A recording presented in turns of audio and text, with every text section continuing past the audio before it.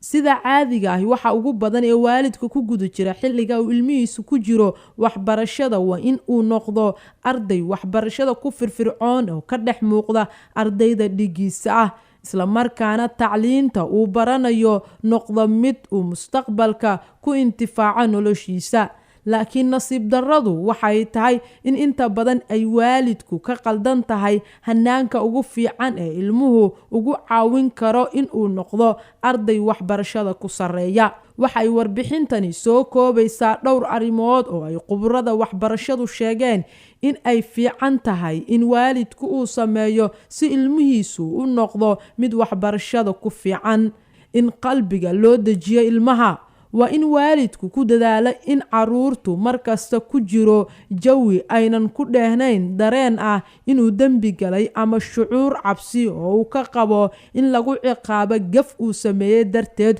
shucuurta cabsida ee ilmaha ku beertaa waa caqabada ugu weyn ee ka hor istaagta inuu waxbarashada guul ka gaaro in tamartiisu ay sareyso qof kasta waxaa ku abuuran tamar aad u badan laakiin waxay u baahan tahay kulayl iyo waliba dhiirigelintii qarxin lahayd tamartaasi si qofka ay u anfacdo suurtagalna ma ahan inaynu nolosha guul ka gaarno inagoo aanan tamartaasi ka faa'iideysan haddaba waxay khubarada ku talinayaan oo ay waalidka u sheegayaan in guud ahaanba qoyska ay dhiirigeliyaan oo ay firfircooni joogta ku abuuraan tamarta ku duugan ilmaha ardayga ah iyo in ay si joogta sare ugu qaadaan hamigiisa hiigsigiisa iyo riyadiisa una tilmaamaan jid haddii uu ku socdo ay suuragal tahay inuu dhaqso ugu gaaro guusha uu rabo in xiriir fiican uu la yeesho dadka kale sida caadiga ah in qofka uu xiriir fiican la yeesho dadka kale waxay ka mid tahay tiirarka aas-aaska u ah in qofka uu shakhsiyan uu guul ka gaaro nolosha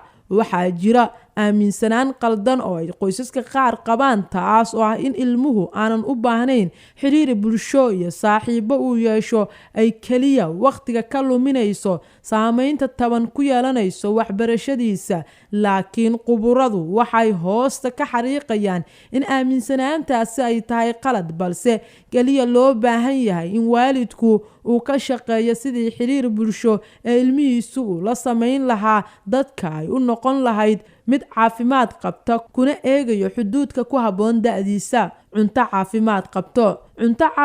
qabto oo la qaato waqtiga ku habboon iyo xaddiga ku habboon waxa ay ka mid tahay curiyaasha ugu muhiimsan ee sareynta waxbarasho ee ilmaha markasta uu ardaygu helo cunto ku filan oo leh curiyaasha iyo maadooyinka cunto ee ku habboon caafimaadka waxay sare u qaadaysaa habsami u shaqaynta maskaxdiisa iyo xusuustiisa oo xoogaysata khubaradu waxay waalidka kula talinayaan in ardayga subaxii marka uu dugsiga u baxaya la siiyo quraac ku filan oo ay ku jiraan maadooyinka iyo curiyaasha cunooyinka ee uu jirka u baahan yahay borotiinka iyo faytamiinada labaduba ay ku laran yihiin